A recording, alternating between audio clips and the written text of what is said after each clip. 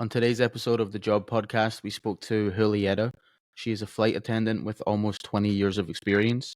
As this is a real show about real people with real careers, we spoke about her pay, her learning experience, the travel she's been able to do, changes she's seen in the industry, and any advice she would give to someone looking to also be a flight attendant. If you have interest in this career, or if you were just interested in hearing someone's stories, stick around. This was a great episode.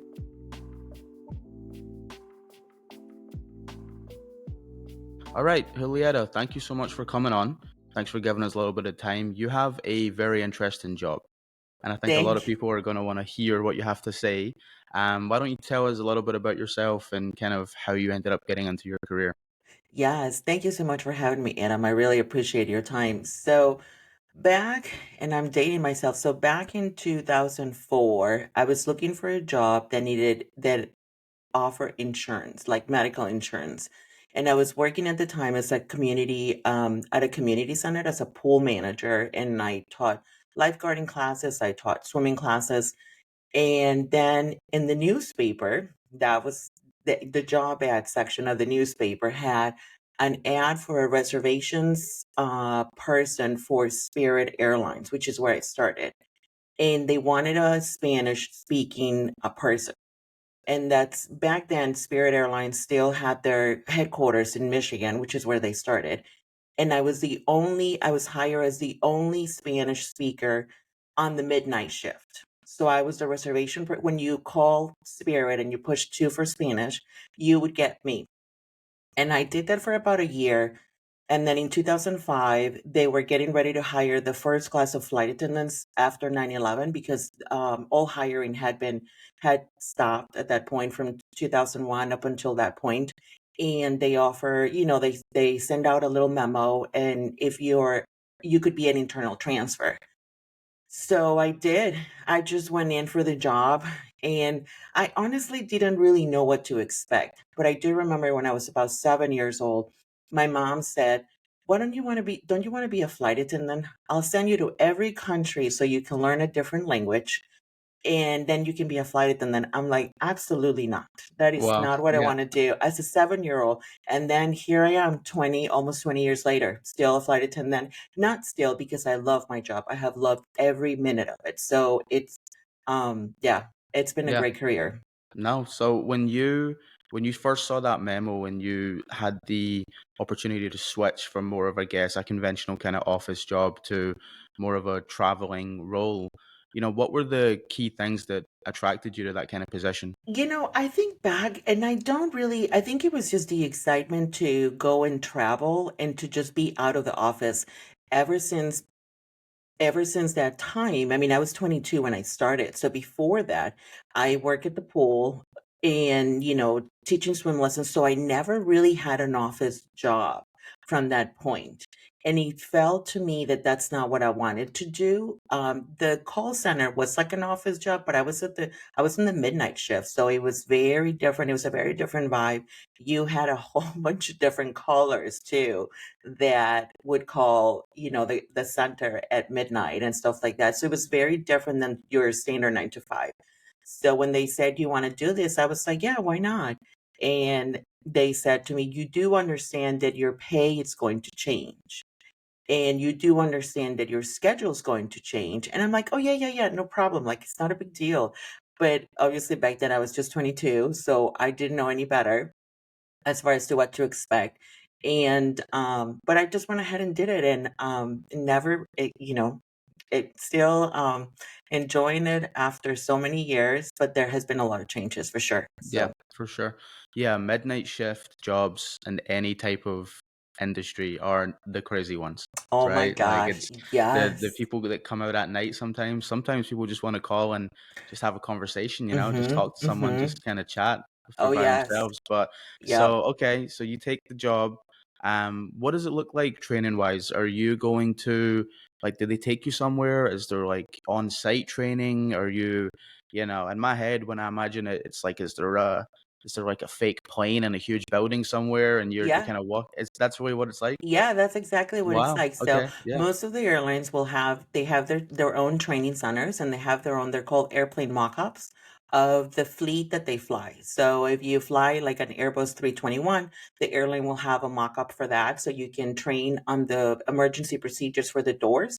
And then you train on every airplane. So for generally speaking, for most US airlines, it's about 6 to 7 and sometimes 8 weeks if they have too many airplanes that you need to train on. And then they move you. Most of us, we always have a roommate. There's a few exceptions as to why you wouldn't have a roommate, but most airlines, they pair it's two people to a room. They pay for your hotel and they pay for your training. But most airlines, and it has been the standard ever since aviation, since I can remember, they don't always pay you for the training. And that's changing a little bit as far as like some airlines do pay like minimum wage during your training, but that is 7 to 8 weeks that you don't receive a paycheck. Wow. When I went through my training at Spirit, we were not receiving a paycheck, and I was honestly living off of credit cards at that point because we didn't receive a paycheck. So you only receive your money after you successfully completed the training. So you needed to pass your exam. So there's usually an exam for every section of the training. There's a exam. So once you successfully completed the training and you were scheduled to go out on a trip, then you would get your almost like a lump sum payment, but it was still like minimum wage. I remember by the time I got it, I had to pay my rent at that point and some other bills at that, that were kind of due. And then you just kind of go off to work, and Okay. it starts at that point. So your accumulation of hours starts at that point. So it took me from the moment I graduated, it took me almost a month to get another paycheck. And then the very first one, now we're talking back, 2005, it was like $324. Wow. Okay. Yeah. Yes. That's a lot of work. Yeah. Yes. Absolutely. And let me ask you, when you graduate from this, it's kind of like a boot camp by the sounds of it that you go to, right? Yes. When you graduate from there, do those certifications cover a lot of companies, or is it just Spirit Airlines that you're trained to go on? So could you then go and work for a different airline company, or are you kind of pushed to go only to that company that trained you? Is just to that company, and this is only in the US. In the US, it kind of managed like that.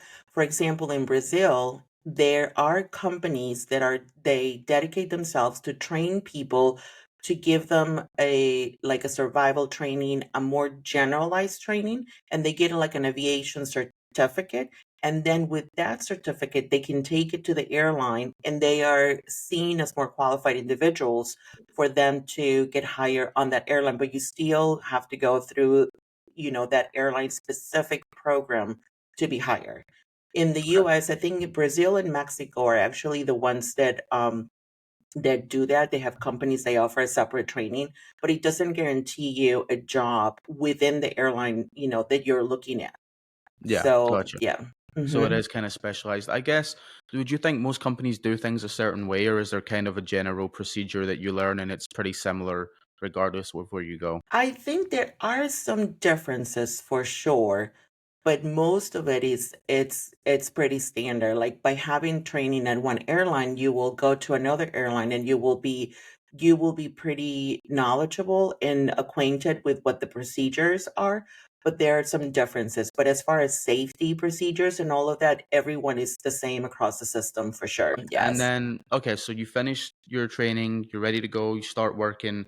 What was the first like 6 months like for you dealing with the travel and family and all those types of things? And how did you adjust to the new job? Oh my goodness. They were so different.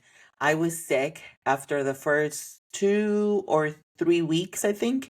Maybe within the first month, I was really sick, like super, super sick. I was down for like a week.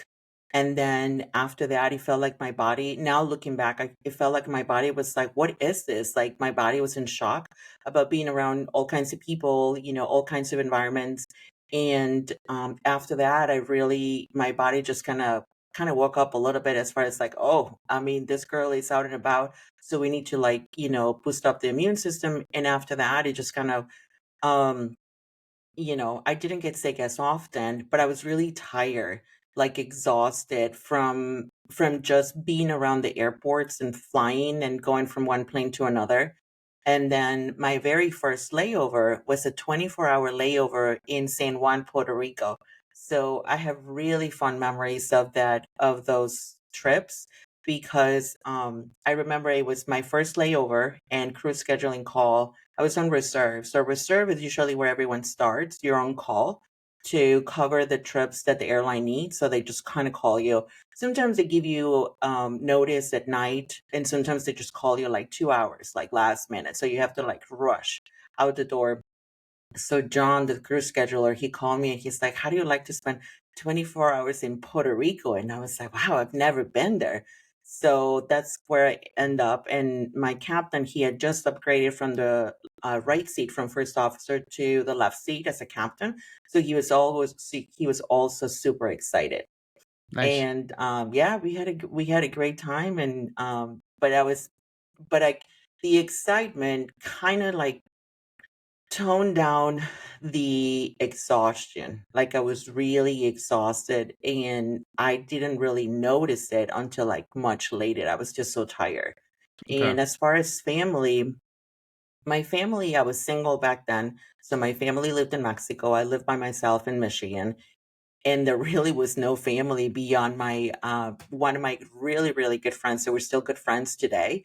She was in the Navy, and when she got out of the Navy she joined the airlines, and we lived together, Awesome. so Yeah. we lived together, so that was my family Yeah. basically for a while. So it was kind of like you partnered up and you guys were just traveling everywhere, I Hmm. bet. Yeah, for a while. Yes. And then when Yes. you, so let's like, for example, Puerto Rico, when you go there, if you're a flight attendant, when you land in these countries, is it just like kind of a little vacation for you, or are you still like representing the company at all? Is there certain things you can and can't do, or are you just kind of free to go and enjoy your stay wherever you are? That's a great question. So, yes, so it is like a little mini vacation, but but you're still representing your company in the sense that, you're bound by the hotel is paid by them. And then if they call you, if they try to reach you, you have to be reasonably accessible per se. So reasonably accessible is like if there's a change, then they may need a new crew, they may call you, and then, you get rerouted, it's called. So you get change from your original schedule to something different. Um, so you get to go places. So most of the layovers international are 24 hours or greater. So you get to enjoy those places and, just kind of hang out with your crew. Some people visit family. Some people go to restaurants. I remember flying with a girl. She would plan all of her layovers based on restaurants. Like there was all these restaurants she would like, and she would make sure that the layover was within the opening hours of the restaurant. So that was her whole schedule was based on restaurants. Some people travel, they plan their schedules around biking, for example. I know this guy, he goes to different places and he rents bikes and he like bikes for like miles and miles and miles, and everyone is different, but it is like a little mini vacation. But obviously we still have to abide by the rules of like no drinking prior to like 8 to 10 hours prior to your flight. There's all those kind of little nuances. I don't drink anymore. I stopped drinking a while back, but we always, that was something that we thought often about, Yeah. make sure that we were okay within the limitations and stuff like that. For sure. And when you're going and when you're traveling, are the people that you're working with, are they normally like how much time do you spend with the same people? Is it like your team? Do you have like a certain pilot you work with, or is it kind of, hey, you can work with different people every week? Yes, more of the latter for sure. I think the smaller airlines, the regional airlines, do spend more time with their pilots in the flight attendants, so the whole crew stays together. The larger airlines, there's changes in the schedule where pilots go one way and flight attendants go the other. But you do get to spend time with the same people for just a couple of days. And I think that's why flight attendants are so great. I just basically divulging our whole lives. Like I can tell you when people work in an office, I feel it's like gradual, right? You talk about your background, how you got there, and it's like every other day there's a little bit of a little piece that kind of they share with you. When you're on a 3-day trip, if you have never met each other, you say, "Hey, my name is so and so, and I commute from whatever or I live whatever," and then often it's like a mini life story within 5 minutes. So we all know each other within 5 minutes more than people would care to know sometimes. But Yeah. it's really important because I have to rely on them for my safety, and also they have to rely on me for my safety. So for their safety, so we kind of just connect, and we're a crew, we're a team for 3 days, and I may not see them for another 5 years sometimes. Yeah. No, you're right. I mean, I think there's some jobs in America. I've worked office jobs before where you'll be there for a year and you don't even know the Yes. name of the guy working Yes. next to you, or the person across the cubicle. You never even spoke to them more than two Uh-huh. sentences. Yes. But so from traveling and from seeing a lot of places, what's like what's your favorite place you've ever gone to? Where have you had like the best memories? So I really have fond memories of, the Caribbean, mostly because those were my early years of flying. I remember spending a lot of time with my crew. There's something in the airlines that's called line bidding. So line bidding, what it is like a whole bunch of trips, and at the beginning of the month, you get the trip, and you also get the people that you get to fly with the whole month. So that was a really good connection builder, because you would know that you would see them, every week for whatever trips, and that was really nice. Nowadays, most airlines do what it's called preferential bidding. So there's like a whole bucket of trips, and people bid for them, and they're awarded to you based on your seniority. Our industry is very, very seniority driven. So they give you a bucket, but they don't give you the same people. So every trip that you have on your line will be changing as people start changing their schedules, because that's one of the appeals for people is like the flexibility. But as far as places that I've been, I mean, I love Ireland. I have been there a few times, and I just love the people there, because they just want to drink tea or a beer and just Yeah. have spent some time Yeah, with their a lot of people. beer. Yeah, beer for sure. Tea, yeah, maybe in like breakfast time, but after it gets like 11 o'clock, the tea goes away and the beer comes out. From what I've Yes, known so I from definitely Irish people. love I definitely love Ireland. I love the Caribbean, like I said, Dominican Republic, San Juan, Puerto Rico. I have loved many places. One of my favorite places is Little Rock, Arkansas, because their museums are free. It's just different reasons.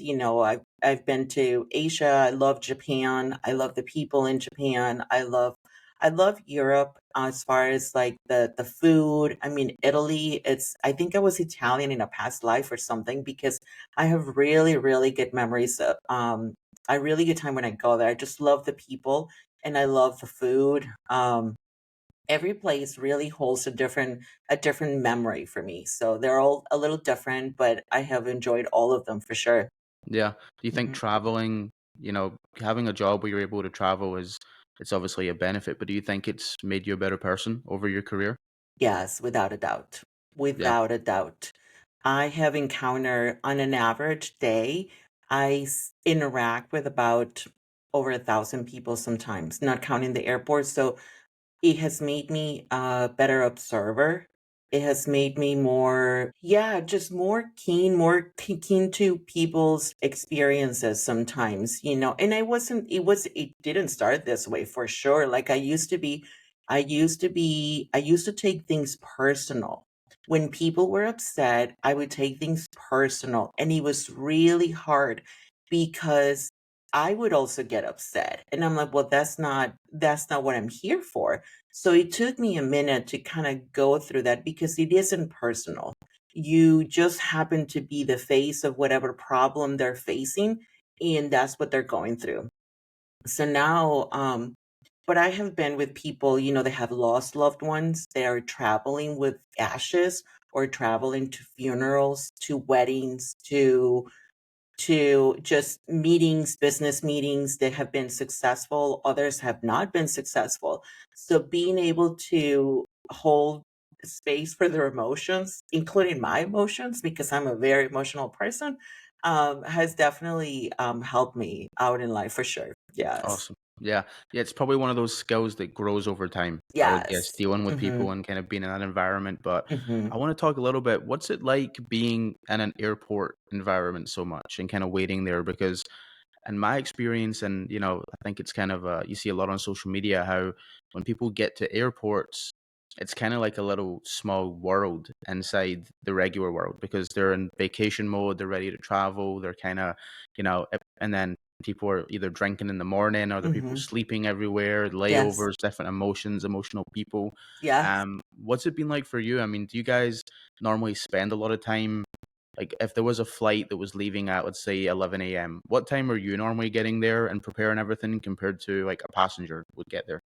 So for a flight that departs at 11 a.m., your report time is usually an hour. So my report time would be 10.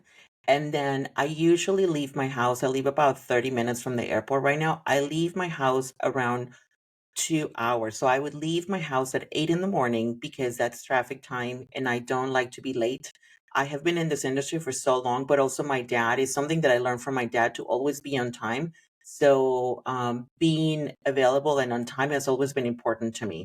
So 8 hours, also because I don't like to be in a rush. And then prior to that, I get up about at 6:30 or 6 o'clock. So for an 11 o'clock departure, my day starts at 6 a.m. And I want to say most of us start. That's like the shorter end of the spectrum. Some people, because they live on a different state or in a different country, their day for a departure at 11 may start the day before. So when we go to the airport, there's just a lot, like you said, there's just so many emotions and they're all heightened, right? So you're going to a wedding, so you're drinking, or you're going to a bachelor party. There's just so much emotion. So it's very heightened. What I like to do, and this has been, developing over the years, is I stay to the side of the airport, like to the edge, because people are always running and they're always in a rush and they're going back and forth and the emotions are just a lot. So I just try to stay to the side of it and I walk slowly. Yeah. I mean, I really like to enjoy the airport, and I hope more people would see that as also as part of the experience because there are so many interesting things at the airport. Some airports, like I think it's the Charlotte airport, has a beautiful art collection. Some people have beautiful stores, with like local artists, local restaurants. So if you see the airport as part of your experience to your destination, oh my gosh, I think you would change your whole travel, experience. It's not just like just to get there. Yeah. So, yeah, but we do spend a lot of time on airports. I like to more than I would like to, but it just really comes with a job for sure. Okay. Yeah, so your advice is get away from the gate and kind of explore what's going on. I know when I was growing up, my parents were the get there like 4 hours early and then we run to the gate and then we sit at the gate for 4 hours until the plane's ready to go and we don't go anywhere because, we're sure that the minute we go and get something to eat, the flight's Something's gonna early and happen. we're gone. Yeah, we missed the whole flight. So, Yes, yeah, no, definitely no. explore a little more. Yeah, definitely explore, especially if you have children. One of the things that I have learned, my boys were born while I was in the industry, like this is all they've ever known. So they have traveled their whole life since they were babies. So getting to the airport early and just kind of taking your time, going through security, going to the bathroom, there's always something to do. So just holding space for that before you get on the airplane is just so helpful because the emotions, as I said, they concentrate, especially when you're in a middle too with people that having all kinds of feelings. And that's why it's hard for people that identify as an empath. They feel emotions deeper than other people. It's hard because you feel all of that, like all of that is felt. And having time to just kind of slow down and process that is just such a beautiful gift. Yeah. No, that's great advice. And coming from someone like you that has so much airport experience, it's probably nice for people to hear that you can have good experiences while you're waiting on your flight too, for sure. My But goodness, yes. so if you're, let's say you show up, you're ready, you have a flight leaving. What does it look like for you before passengers start getting on? What are your kind of key responsibilities as a air attendant? Yeah, so the first step is to check in with the gate agent to make sure that we're on the same page as far as maybe something that they need, or we have a special passenger, somebody that needs special assistance, like a wheelchair or an aisle chair, someone that cannot really walk themselves to their seat. So we check in on that, then we get on the airplane, we put our bags away, we make sure that everything, all of the emergency equipment that we would need in case of an emergency is in good standards, and we connect with the rest of the crew. We introduce ourselves. We talk about our trip, or if it's someone that you haven't seen in a couple of years, you catch up in life like 5 years in 5 minutes. I love that. Like, that's my favorite part of the job. And we connect with our pilots, and they let us know the flying time, if there's going to be any turbulence or any special instructions. Lately, I think turbulence has been something that has increased from the when I first started back in 2004 and 2005 as a flight attendant. Turbulence has changed. It has changed a lot. And even though our crew, our front end crew, make the best they can to predict by talking to air traffic control and other airplanes to see what they're feeling, it's not always possible to predict the turbulence. So, and I don't know if you've noticed, but Southwest went to a different procedure where they start preparing the cabin for arrival at 18,000 feet. It's normally done at 10,000 feet. And I think that has been to decrease the amount of time and risk for turbulence. So that's always something that's on my mind, especially now that I've been doing it for 20 years, because I have seen people get hurt and stuff like that. So they really do the best they can to tell us what's happening, but it's not always possible. So we just kind of communicate on that and anything that, may be happening throughout the flight. And then the gate agent comes in and is like, "Are you ready to board?" And we're like, "Yeah, we're ready." And Yeah. we just take our spots, and we just begin the boarding process.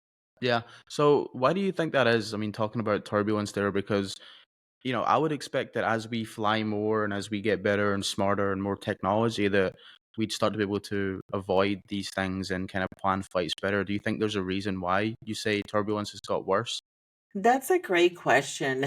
I actually, I think, I don't know. I really don't have an answer, actually. I don't know. We used to fly in the MD-88. So when I started with Spirit, the first airplane that I flew on was the MD-88.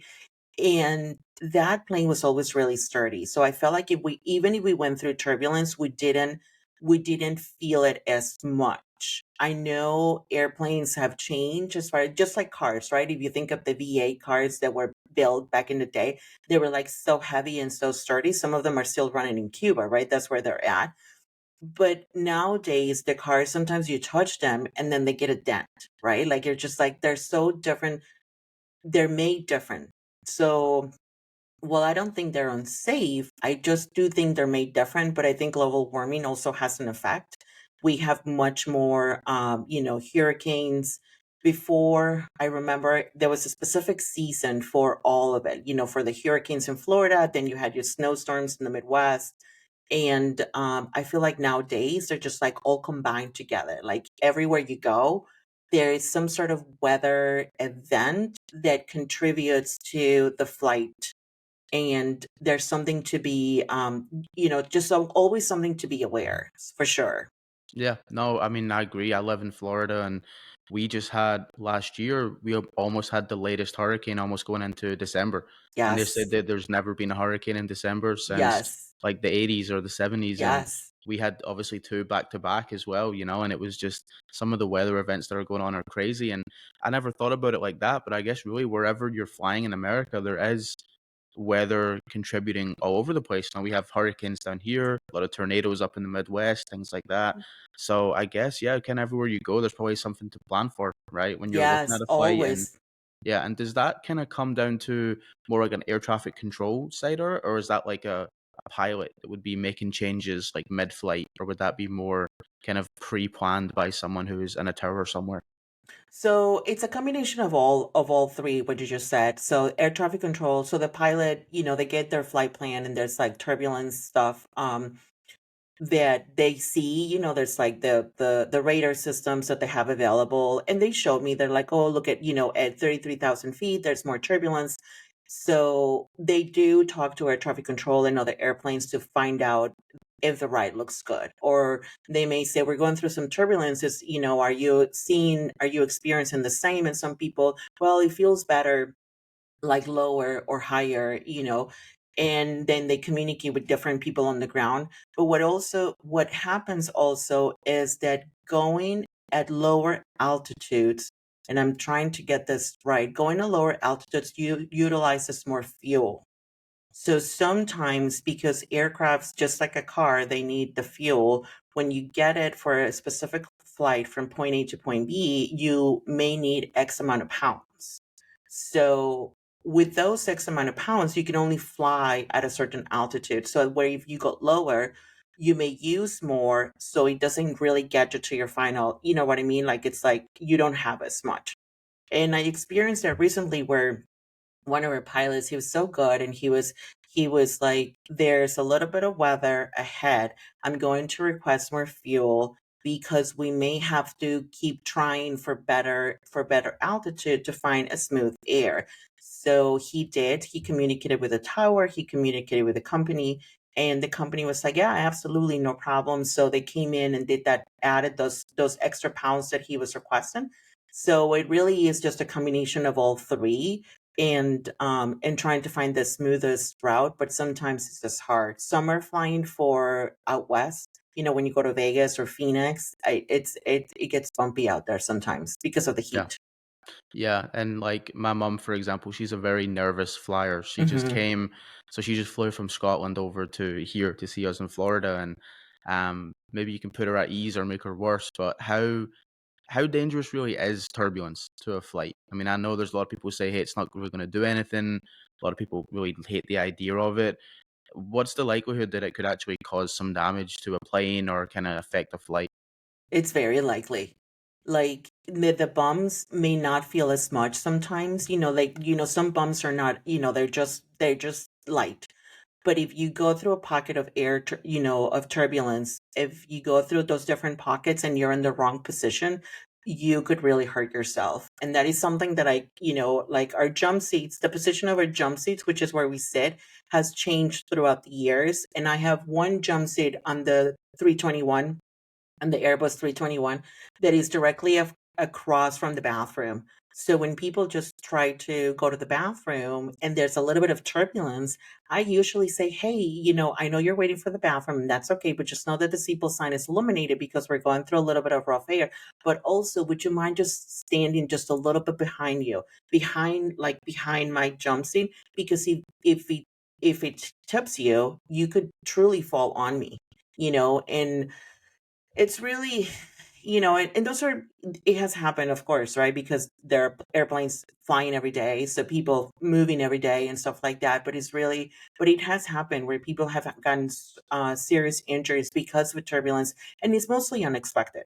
So that's when because you're moving, you're really not thinking about expecting turbulence, so you're in a really awkward position, and then something happens. So, but it's mostly if it's unexpected. I think most of our pilots do a great job trying to keep us informed, and we also are like always aware of that. If we know it's coming, like when you go to Florida, then you just have to be in your seat sometimes because that's just the way it is. So it's just knowledge and experience, but it is likely, like if the seatbelt sign is on, just stay seated unless it's truly an emergency. Then of course after that, just proceed with caution for sure. Yeah, Yeah. and no, that's great. I mean, it's pretty common sense. If the light's on, just stay in the seat, listen to the Yeah. people that fly every day, right?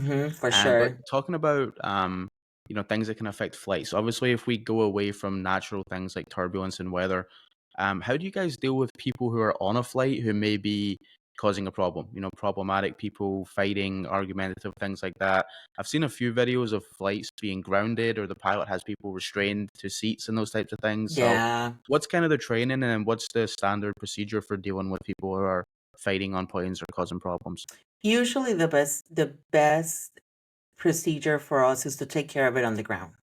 If you see something, if we notice something, if there is always something and we're still on the ground, we will do the best we can to take care of it on the ground by calling some special personnel that have been trained in like customer resolution. Of course, we all are, but sometimes when you put that first phase, like if you and I are, like perhaps having an argument, I sometimes remove myself from the equation because I was the first person to perhaps say, no, this is not acceptable. You may not use that kind of language or something. So it's really just utilizing our skills to diffuse the problem, but also if we don't feel safe, then to take care of it on the ground. Because once you're at 30,000 feet, there's really not a lot we can do besides landing, having an emergency landing, but that also takes about 20 to 25 minutes, depending on where you are in the world. So always communicating with your crew and making sure that you always get a second opinion and calling the resources that you have available at your fingertips. Usually, like I said, the gate agents, and then there's some other supervisors will have like more control over what they can do. And then if it comes down to it, and then you call the airport police or something like that. But the best practice is always to try to take care of it on the ground. Yeah, I mean, I have had places or flights where you think, oh, it's going to be okay, and it's not. It really isn't. So just take care of it on the ground always. So because Yeah. we do have the tools to do like the restraints like you talk about, and I've seen the videos too, and it's just like really extreme situations. Sometimes it doesn't happen all the time, but definitely does happen. So we do have the tools and the training, but we would much rather take care of it on the ground for sure. Yeah, I mean, what a Yeah. way to ruin a vacation by having, you're flying into Disneyland and you got the guy in the front of the plane strapped to the seat. It's not a Yeah. great start to the No, family vacation. definitely not though. So yeah, so on the ground, taking care of it on the ground is probably the best thing that we can do for sure. Okay, yeah. And I know you'd mentioned earlier how, after 9/11, and you'd obviously you weren't flying back then, but you saw the memo posted and you kind of went, "Hey, this is a job I'm interested in doing."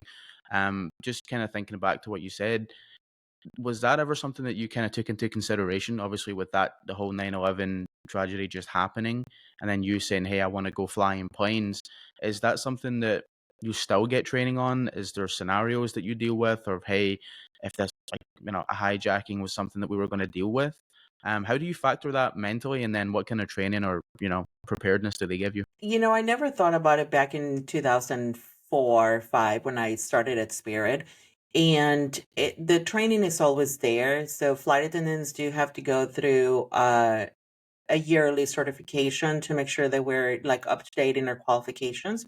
That's provided by the airline that you work for. So they do it, and all of that gets touched on. And then we have like trainings that kind of gets put in, sprinkled throughout the year that kind of touches on some of the subjects that's happening that are more current to airlines. And then we kind of get feedback and training and support and from different companies and obviously our company. But I never really thought about it. It is something that comes to mind. And I think that's why I have been trained to like be very observant. So that's always available, and that's everywhere, right? You always want to be aware of your surroundings, of the people around you, even when you're on the street, when you're at a grocery store. You just never know, so you always want to be available to observe those pieces. Communication with your crew is probably one of the biggest steps that we can take to prevent that, and we do think about it, I think, but not. It's not something that we do think about all the time because we do it every day. It's like it's just part of the job, so it doesn't feel like an isolated uh thing. So we're always kind of just like aware of that. And as far as family, like there are some clauses in some of the, paperwork and stuff like that as to what would happen, what could happen, and then what the airline is responsible for as far as that. But those are there for legality reasons because they have to be there because it's always a possibility. Obviously nobody wants that, but yeah, it's just yeah, it's unfortunate. But mentally, I know that in the past we have been, people used to put, not as much anymore, though I haven't seen it as much, but people used to put a picture of their family on their badge. So you would have like a little pouch and you would have your crew badge. And then on the other side, people will have a picture of their family. Because I remember when I was at Spirit, they would say that it would make someone that was trying to hurt you less likely to hurt you because it would make a connection with your family, that you also had a family and stuff like that. So back then I had a picture of my dog. Yeah. Hey, sometimes some people might actually respond better to that than people with a power Yes. because, almost everyone likes dogs, right? Yes, I mean, who doesn't?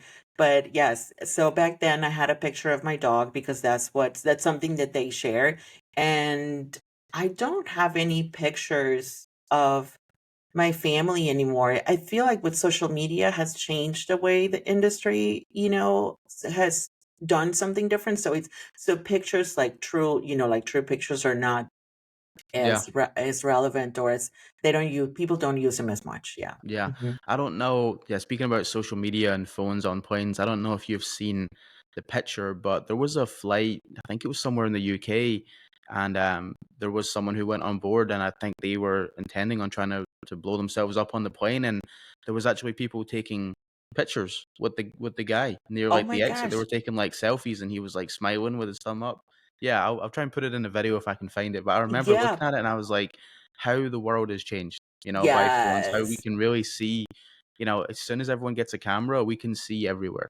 We can Yes. see inside people's jobs, restaurants, wherever we want to go. There's eyes Hmm. everywhere. So Yeah. I'm Then sure, with you being in a job where you're so public facing, that's always something that you take into consideration, right? That obviously you're representing the flight, but even though you're 30,000 feet up in the air in a relatively small, vessel, you're you're still seen. Everyone has the yes. ability to pull out a phone and see what's going on. But no, it segues nicely. Obviously, a huge part of the show that we like to do is if I wanted to be a flight attendant, if I was you, you were starting 20 years ago, maybe I guess kind of some hot round questions and see what that was like for you. But how do you feel overall you are protected by the airline that you work for? Do you feel supported by them? Do you feel like you have room for growth and things like that? I think I do. I think there's always room for improvement as far as like some of the hours, but in some of the way our trips are made, but I do feel supported overall because I don't know, this job, even though it's considered a job, it really is a lifestyle. And it really is a lifestyle because it's so different than everything else out there. So the way you do relationships, the way you do your finances, the way you do your grocery shopping, the way you do life is just very different. So the most of the airlines have, some resources. Like I said, I feel like there's always room for improvement, and some things are really completely out of our control as far as like delays, and long days. Sometimes we have really long days because of weather delays, maintenance delays. So, but there's such large operations that the best thing I have learned from my time is to really take care of myself and to really prioritize how I want to live my life, with my family, alongside my family. So I really make those little tweaks. I don't like to work red eyes anymore. Some people love them, but red eyes are really not for me anymore. So really prioritizing how I want to live and enjoy this very demanding job from the body, the mind. Yeah, so taking care of that, making sure that you do what works for you, for sure. Yeah, for sure. And if Mhm. I was a new flight attendant or anyone who's watching was interested in getting into the career field, um, do you know, like financially wise, what it's looking like for a new flight attendant that starts, 2025? So they start their paycheck. So the way we get paid is really different. So most people work 40 hours a week. And we get a schedule that is around 80 hours a month. So that's like 2 weeks. So we do have two sets of payments. So you have your flight pay, which is when the boarding door is closed. So when you're in the flight, so for example, a 14-hour, trip to Japan, flight to Japan will pay more obviously than a flight to from Atlanta to Birmingham, Alabama, right? So your flight pay, it's hourly and it's a higher, I think they start now in the like in the 30s, I think. Some regional airlines may start at the 20s. But when you do that times the 80 hours versus 80 hours a month versus 160 hours for a standard, 8 to 5, it's different. So it's not as much sometimes. I feel like, the cost of living, also the food at the airport, just on airport food. I've been working on the money situation. I call this project the money muscle because I have been paying attention to all of the money that I spend at the airport. So as you start, I think having a little financial support from either a savings account or have, your parents or your partner support you to get you started will be very helpful. I relied on credit cards when I first started and it made an effect in my life at some point. So I don't really recommend that, but sometimes that's just what you have available to yourself. But knowing where your money goes, because once we start traveling, like the trips are great and you're out and about, and you buy a ticket to go to a museum or you buy a ticket to go to a concert. Sometimes you get your paycheck and you're like, well, where is this? You spend it all. But knowing where your money goes, I think is one of the most important skills that anybody really in any position could have, because then you're really tracking and choosing how to spend your money. Yeah, So, absolutely. That's true. I mean, if I guess if you're going to these great places and traveling there, you're probably spending a lot of money too yes, while you're there. If you said it is kind of like a mini vacation, yes, you can see how, a 48-hour layover could end up being, half your paycheck, right? That you're expecting to yes. get at the end of that week. So, Yes, because you go to the places. I remember going to Amsterdam one time and I went to the museum, to the Van Gogh Museum. I'm a museum person. Like everywhere I go, that's kind of one of my first things to look to. And I went to the Van Gogh Museum, and that museum is set up to the point where they have a museum store on every floor. I think it's 3 levels, 3 or 4 levels. So every floor has a store. I remember leaving the museum and I spent close to 600 euros that time. Like, I'm like, hello, but yeah, so just knowing where your money goes is so, so important, because we do make a very good money, like hourly, like our hourly pay is good, but it's not as consistent as far as like, because you can drop trips or you can pick up trips. So you can work a lot or you don't have to work a lot if you don't want to, but just, so it fluctuates. So your money is it's hardly ever the same.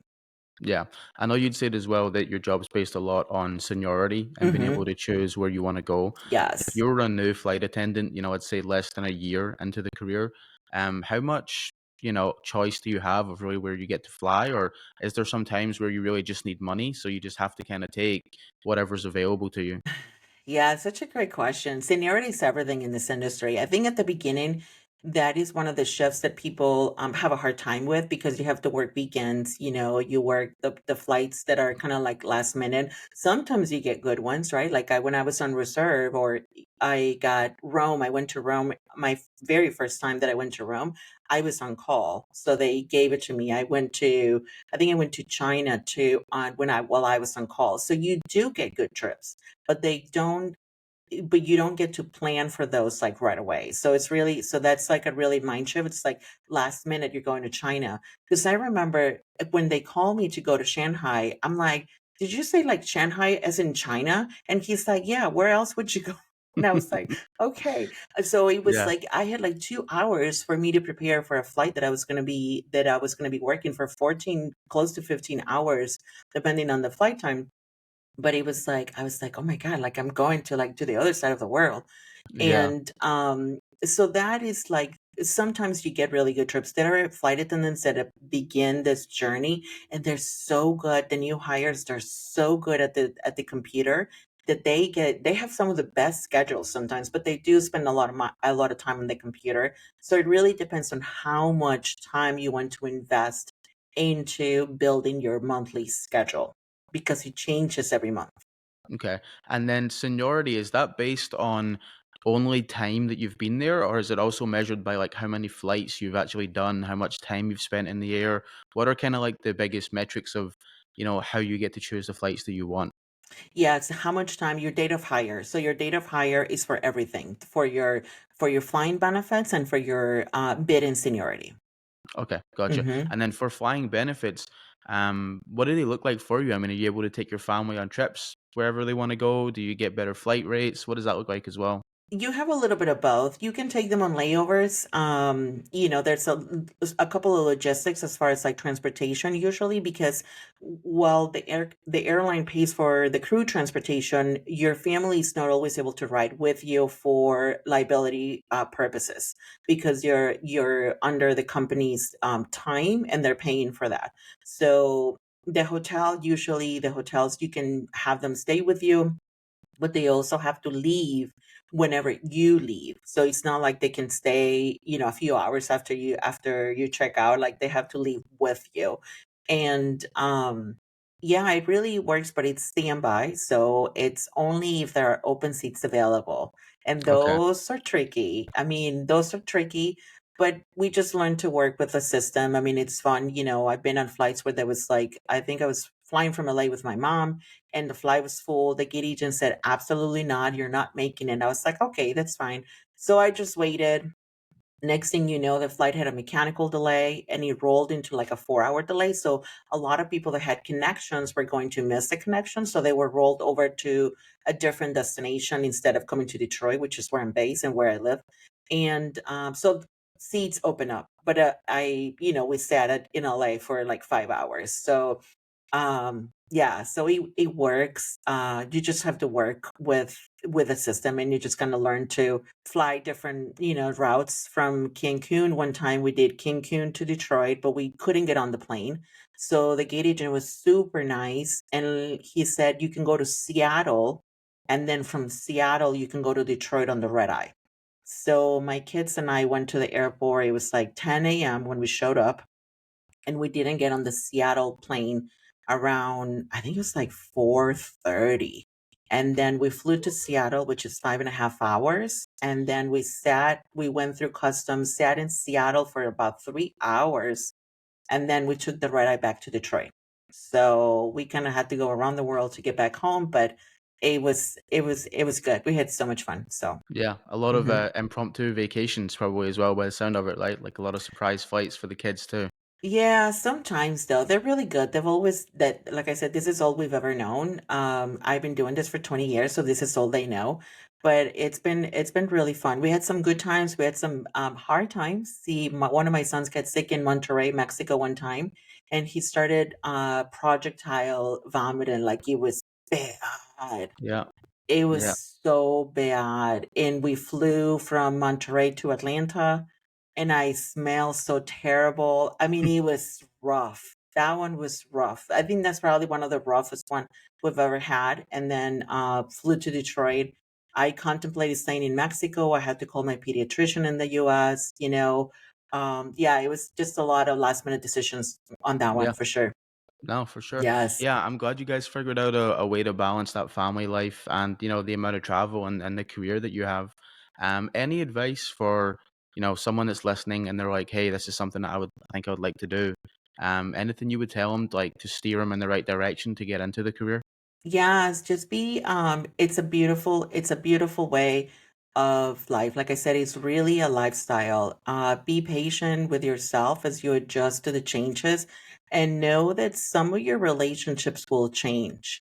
I know we're around a lot of people and it feels like it's like the most social job that you could have, but it really isn't. It's a lonely job sometimes because we are just going, coming and going. It doesn't mean we make like deep relationships. And that's always that I always thought about. So just give yourself the gift of patience and trying out what works for you as far as like this new way of living. It is such a beautiful community of people.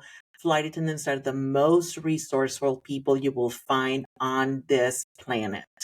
I mean, yes, our community is just full of smart, intelligent, creative, and just beautiful human beings. So just when you come into this community, I mean, you will be helped, uplifted, and supported.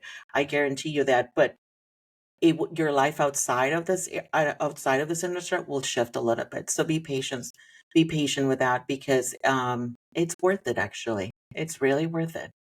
Yeah. Oh, that's Hmm. great. Julieta, thank you so much for coming on. Thank you for sharing your story with us. I'm sure there's a lot of people who are going to love what you had to say. And also, there's people that are going to learn, which is really what we want to do here and let people kind of experience, your life and your experiences and listen to your advice, which we really can't beat the advice from someone who's been doing this for 20 years now. I know people are probably going to want to hear more from you too. So, apart from just speaking with me, where are some other places that people can find you and what else do you have going on? So I have a lot going on actually. I always do, but most of it, the biggest piece is that I have a podcast. I one for my family life, which is called the Unschooling Lifestyle, and the other one for my aviation, experience and something that I'm like kind of transitioning out of it. It's called Back to Base, Flight Attendant Stories with Julieta Duvall. You can find it on all the platforms, Spotify, Apple Podcasts. And then you can just send me an email to reach out. I'm in the process of creating something to that I am calling Flying by Design right now. I'm a human design reader, so I'm trying to support people as they transition into aviation with the energetics of it all because it really is a lot. And I didn't really learn this piece until much later in life. And I wish if I had this at the beginning, my career would have been a little bit different. Still, something that wouldn't trade for the world, but I think it would have helped me a lot if I had found this. So you could just reach us through email and just send hi. I'm always interested in supporting people transitioning into this life or even outside of this life too, Great. because yeah, sometimes it just happens. You're ready for a change, so it's okay.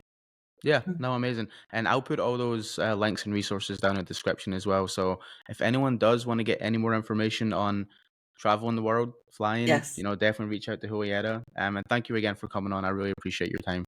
thank you so much, Adam. Thank you for having me. Absolutely.